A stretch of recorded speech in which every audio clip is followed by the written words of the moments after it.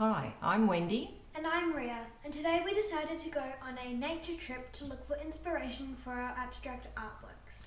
We chose to go to a place called Coolum on the Sunshine Coast because we know that it's got beautiful scenery along the coastline and just beautiful rocks that we love to include in our artworks with a range of beautiful colours and the greens and the blues of the sea and the blue of the sky. It was a beautiful day.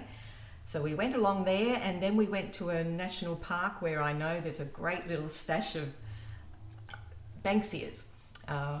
Beautiful Banksias all around us. You're just surrounded by them. So we got lots of inspiration. We saw paperbark trees and all sorts of vegetation. So in our abstract artworks, we've got some new ideas to try out, and we hope to show them to you soon. So I hope you enjoy this little bit of a look at some of our local countryside, some of our local flora. It's a beautiful Banksia there. We hope you enjoy watching the rest of our nature trip, and please like and subscribe to help grow our channel. Thanks for watching.